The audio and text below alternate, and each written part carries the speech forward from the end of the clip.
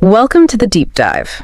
Today, we're looking at this idea of a decisive battle. You know, those moments that supposedly change everything? Right. We want to go a bit deeper than just the headlines, look at the scale, maybe some tech involved, and the often complicated aftermath. And for sheer scale, well, you can't really beat the Battle of Lepanto. Yeah. October 7th, 1571. Lepanto, yeah. Huge naval battle. Absolutely. A massive, brutal fight for control of the Mediterranean. And it's fascinating because, you know, one side wins this huge victory, but the other side, not exactly crippled. It's complex. That's exactly what we want to dive into today, that paradox. You have this like immediate massive win, but then the long-term strategic picture is, well, it's messy. So our mission is to unpack the size of it all, look at maybe what gave the winners the edge. There was definitely a technical aspect. Right, and then try to figure out why, even after such a defeat, the power balance didn't shift quite as dramatically as you might expect. And you've got to picture the scene. It all happens in the Gulf of Patras. That's off southwestern Greece. A real bottleneck geographically. Exactly. Metaphorically, too, maybe. Yeah. It wasn't just ships fighting ships. It felt like, you know, two whole civilizations clashing over these vital sea routes. Okay, let's set the stage properly then. Theme 1. Getting ready for this massive confrontation.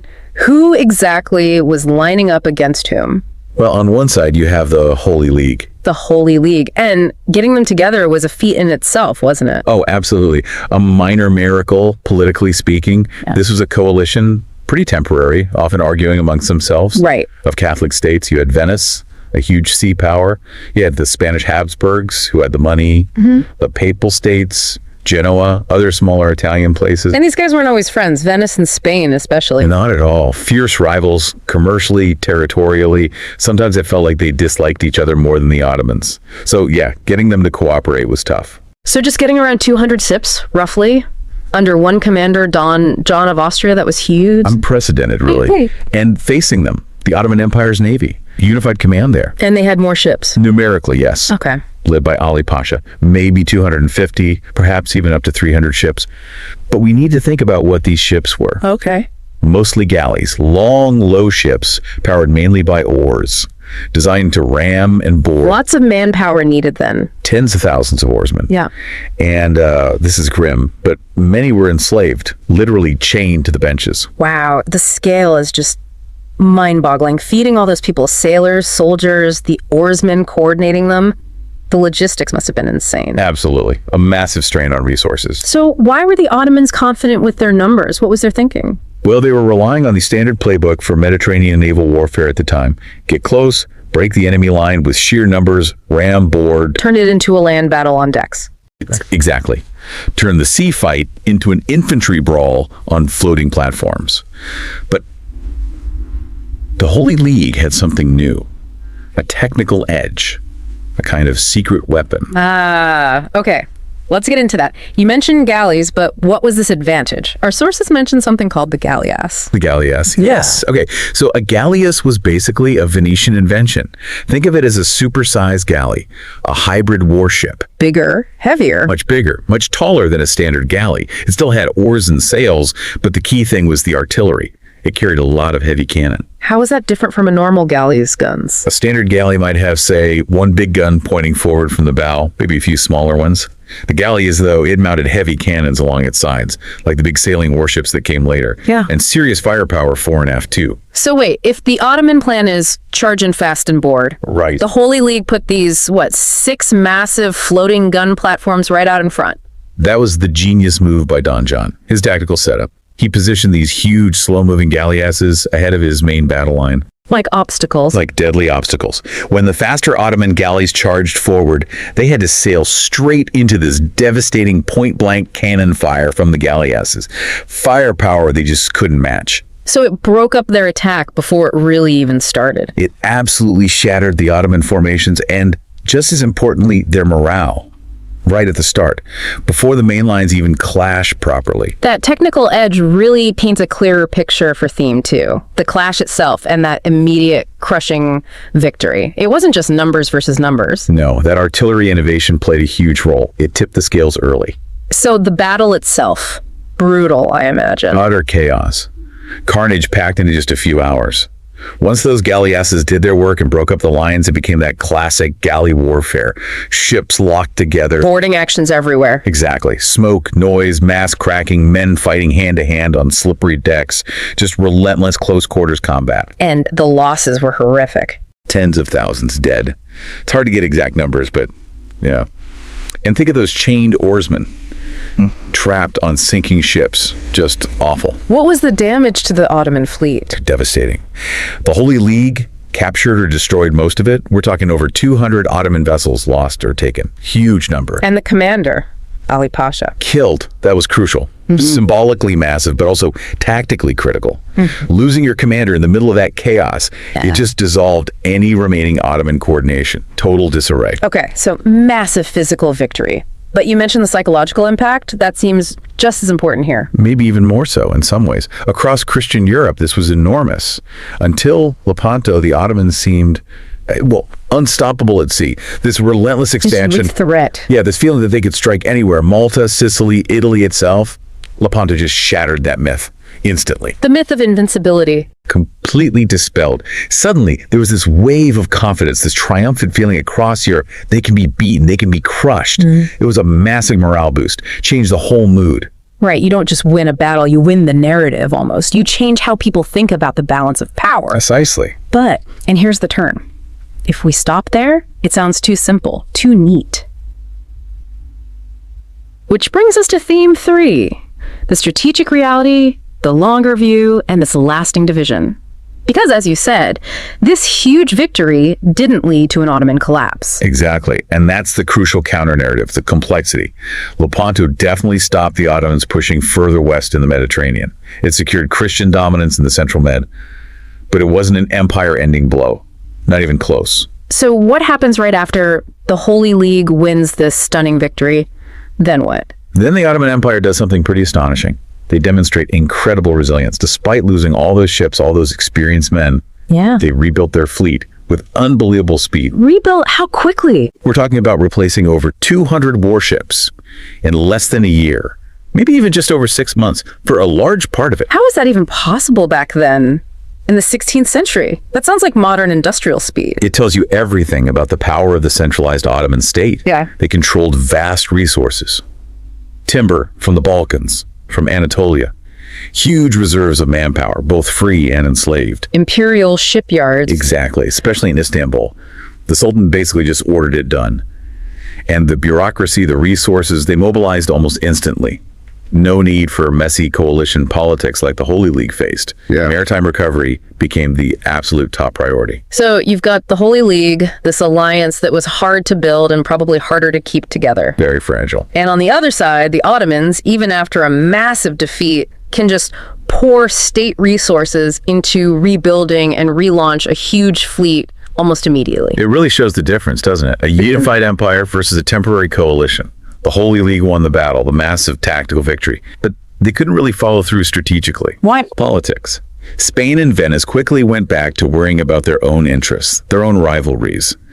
The unity dissolved pretty fast once the immediate threat seemed contained. Okay, so this raises the big question. If the Ottomans rebuilt so fast, kept their key territories like Cyprus, and the Holy League kind of drifted apart, why do we still call Lepanto decisive? What did it actually decide? That's the core of it. Its decisiveness wasn't about destroying the enemy's capacity forever. It was about setting a limit, confirming a boundary. A line in the water? Pretty much, yeah. Lepanto effectively confirmed that the Ottoman Empire couldn't realistically project overwhelming naval power deep into the Western Mediterranean anymore. So threats against places like Malta or southern Italy became much less credible. Exactly. The battle basically cemented the division of the Mediterranean. West stays Christian-controlled, East stays Ottoman-controlled.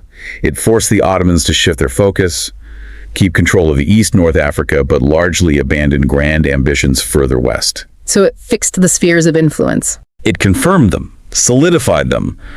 This balance, this division would pretty much define Mediterranean naval strategy for the next century or so. That's a really important distinction. It wasn't decisive because of land gained or enemy destroyed, but because it locked in a strategic reality, an end to unchecked expansion, at least by sea. Tens of thousands died, essentially, to draw that line. It was a strategic halt, a massive political statement sealed in blood. Okay, let's try to wrap this up. Summarizing our deep dive, Lepanto. Biggest pre-modern sea battle, maybe? Driven partly by new tech, those Venetian galleasses. Right, giving the Holy League that crucial edge. Leading to a huge, undeniable victory for the League. Ali Pasha's death was key, and the psychological impact, massive. Shattered that aura of Ottoman invincibility at sea across Europe. Then comes a resilience. The Ottomans rebuilt incredibly quickly, showing the power of their centralized state. The Holy League doesn't really press the advantage. So ultimately, Lepanto was decisive. Less about territory, more about confirming that lasting geographical split in the Mediterranean, setting the boundaries for naval power, west versus east. It really makes you question what decisive even means in warfare, doesn't it? The victory didn't collapse the Ottomans or grab much land for the League. And that leaves us with a final thought, perhaps. What does it mean for a battle to be decisive when the loser keeps their main territories and rebuilds their forces so fast? Maybe Lepanto's real lasting victory was more ideological, more political. Defining the limits. Defining the limits. Deciding not who won the war, maybe, but establishing the permanent boundaries of expansion for both sides. Stabilizing a divided Mediterranean. It's interesting how often tactical victory gets remembered as a total strategic game changer, when the reality is often, well, more complicated. A lot to think about there. Thanks for joining us on the Deep Dive. Welcome to the Deep Dive. Our mission today, well, it's to cut through the complexity of historical command structures. We want to give you the essential blueprint for a massive naval victory. We're diving deep into 1571, the Battle of Lepanto. You've brought some fascinating source material about how the Holy League, this Christian coalition, actually managed to coordinate against the Ottoman fleet. It sounds like an organizational miracle, honestly. Oh, it really was. I mean, you look at the battle itself, the fighting, but the real story, the challenge, was getting these disparate groups to work together. You had Spanish, Venetians, the Papacy, Genoese, all with their own agendas. So our goal for you today is to understand that command architecture. How was it layered? Who were the key players? Because that structure is why they won.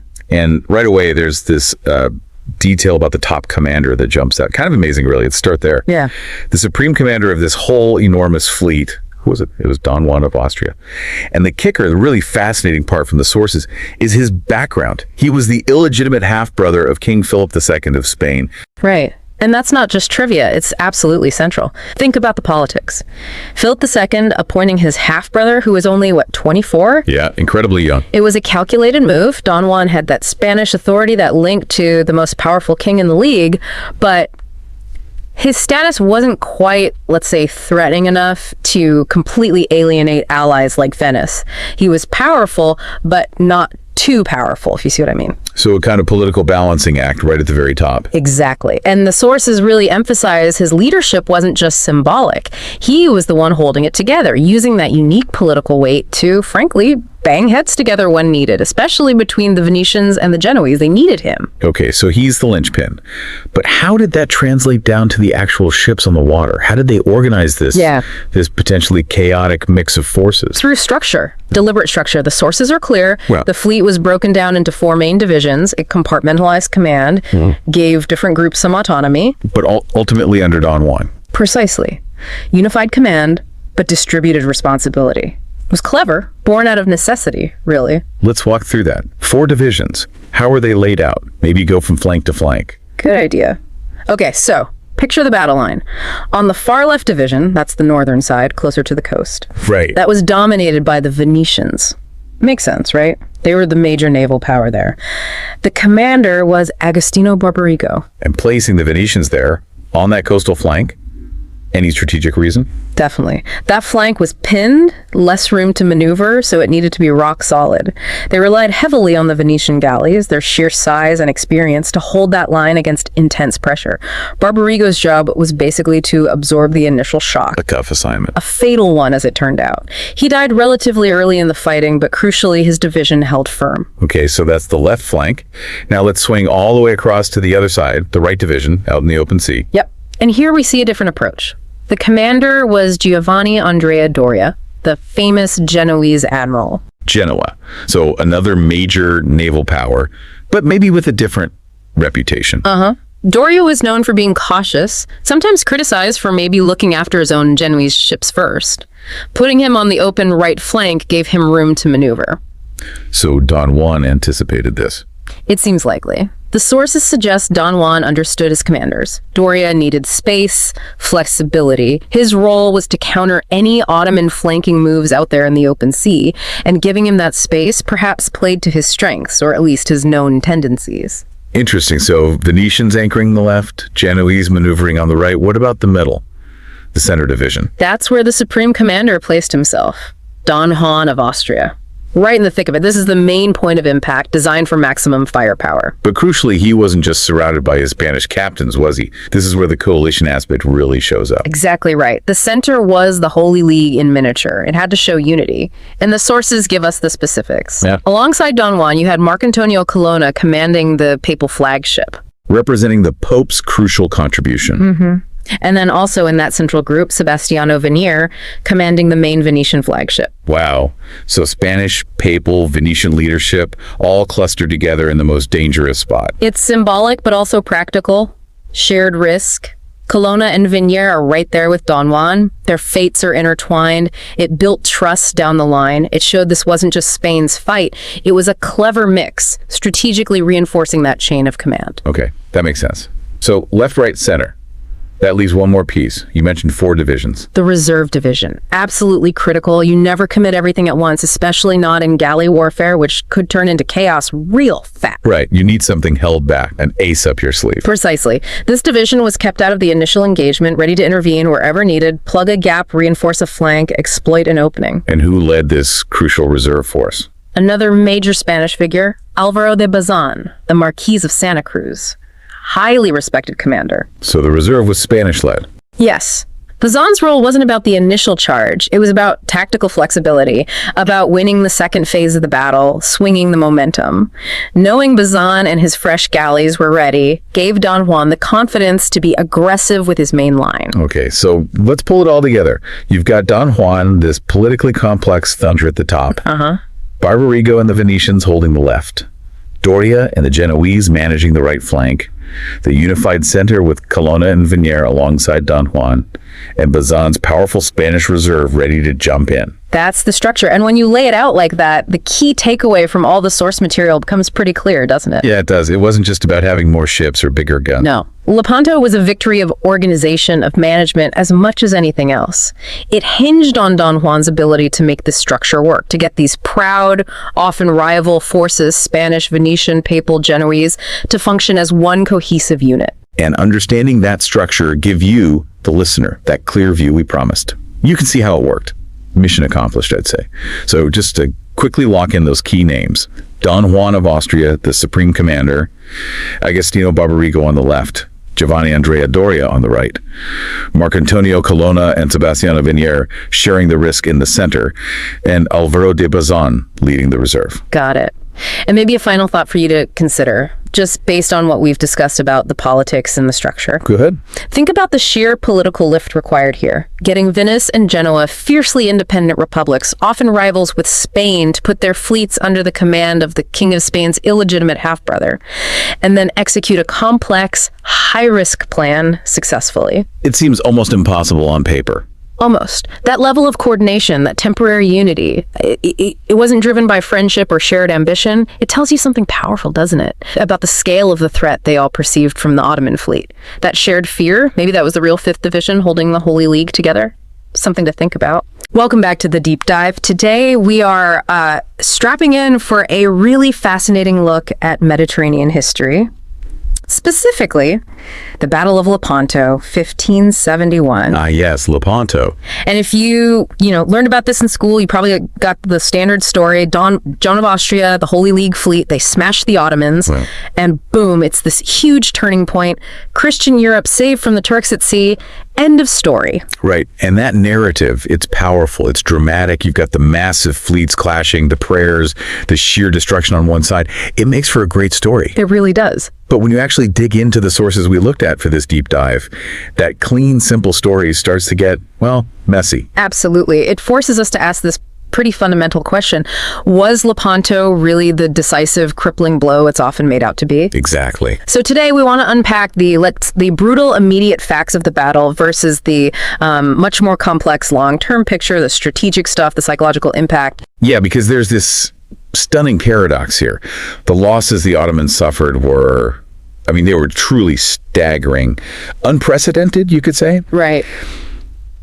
And yet, and this is the key thing, the recovery afterward was surprisingly quick. Yeah. Shockingly quick, even. So the usual story kind of stops right at the victory cheers. Pretty much. Yeah. We need to look at what happened in the months, the years right after, to really grasp the true impact. Okay, that's the mission then. We're going to see how sometimes maybe the real turning point isn't about the ships you lose, but maybe the confidence you break. Okay. Let's get into it. Right. So to really understand that paradox, we first have to face the sheer scale of the Ottoman loss. I mean, this wasn't just some minor fight. Yeah. This was the biggest naval battle fought with oar-powered ships ever. And for the Ottomans, tactically, right there on the day, it was total defeat. The numbers themselves are just, they're kind of mind-boggling, aren't they? Yeah. If you look at the stats from the time, it's clearly a massive material disaster for Istanbul. Our sources are pretty clear. Something like 1/3 of the entire Ottoman fleet was either destroyed or captured, gone. And we can even put numbers on that. We're talking around 200 Ottoman ships captured or sunk by the Holy League. That's the Venetians, Spanish people forces mainly. 200 ships. Just try to picture the logistics. Losing that many major assets in, what, a single afternoon? It's almost unthinkable. Think about what goes into building one of those galleys, let alone 200. The timber, rope, cannons, thousands of oars. And the manpower just to move them, let alone fight on them. Exactly. But even worse than losing the ships, the wood and metal, was the human cost. Yeah, that's often understated. The sources estimate around 30,000 Ottoman casualties killed. 30,000. And here's a crucial point. These weren't just, random guys pulled off the street. Galleys needed specialist rowers, strong ones, plus soldiers trained for fighting at sea. Right, that kind of skill, that experience, it takes years to build up. You can't just replace that overnight. Not at all. So it's this massive brain drain, or maybe muscle drain, of experienced talent the empire couldn't easily just conjure up again. And on top of the dead, the Holy League took captives too, right? Yeah, about 15,000 Ottoman captives taken by the Christian coalition. And then the symbolic nail in the coffin for the battle itself. The commander. They lost their admiral, Ali Pasha, killed in the fighting. Losing your top commander mid-battle, that sends a shockwave. It's hugely demoralizing. Okay, so, no question. On the day, October 7th, 1571, a massive, shocking military catastrophe for the Ottomans. Undeniably. So, naturally, the flip side, what were the immediate wins for the Holy League? They must have felt huge. Oh, absolutely huge. Obvious and immediate gains. First off, just the morale boost across Christian Europe was enormous. Unprecedented, really. After decades of feeling like the Ottomans were unstoppable. Exactly. They'd been living under this shadow of Ottoman expansion for generations. Lepanto proved the invincible Ottoman navy could be beaten. That alone was massive. Right. It also, stopped Ottoman naval dominance in the Med, at least temporarily. And it definitely put the brakes on any immediate Ottoman plans for pushing further west, say, into Italy. Right. That all sounds, well, it sounds like the turning point everyone says it was. Decisive, crippling. It sounds like it, yes. But you said paradox. This is where the story gets complicated, right? Because the crippling blow idea starts to wobble when you look just a little bit further ahead. This is it. This is the fascinating part. How does an empire possibly absorb losing 30,000 trained men and 200 ships and not collapse at sea for decades? How? And that is the strategic paradox of Lepanto. It tells us something really fundamental about the Ottoman state in the 16th century. Despite how incredibly severe that tactical loss was, the victory didn't actually lead to a long-term collapse of Ottoman sea power. Not even close, really. The resources they had, their centralized system, it allowed for a recovery that just stunned their rivals. We hear about vast resources a lot with empires, but what specifically let them rebuild so fast? It wasn't like they had a backup fleet just sitting around, right? No, hardly. This is where you see the difference between the chaos of battle and the cold, hard machinery of empire building. The Ottoman military-industrial complex, if you want to call it that, was maybe the most efficient on Earth then. Okay. They controlled enormous natural resources like timber, huge reserves in the Balkans, Anatolia, the Black Sea coast, all under central control. So the raw materials were basically on tap. Pretty much. Yeah. And the bureaucracy in Istanbul, the Sultan's government, had absolute power to order labor, order materials right now. No need for votes or long debates about funding, I guess? None. They issued the command. Timber gets cut, shipyards ramp up. Labor, often forced labor, gets directed straight to construction. Okay, so how fast are we talking? I mean, did the Holy League even get time to, like, celebrate properly before new Ottoman ships were showing up? Not much time at all, really. The speed was the shocking part. It was the ultimate strategic answer to the European victory by the spring of 1572. So less than 6 months later? Less than 6 months after Lepanto, yes. The Ottoman shipyards had replaced almost the entire fleet they had lost. They launched something like 150 new, fully equipped galleys. Wow. Essentially erasing the material damage of Lepanto almost overnight. 6 months to replace nearly 200 ships. Okay, that definitely reframes the devastating loss. Devastating day, yes, but maybe not a devastating decade. Exactly. And there's that famous quote, often attributed to the Grand Vizier, Sokolu Mehmed Pasha. Remind me. Well, the story goes the Venetian ambassador was kind of gloating about the Ottoman defeat, the lost fleet.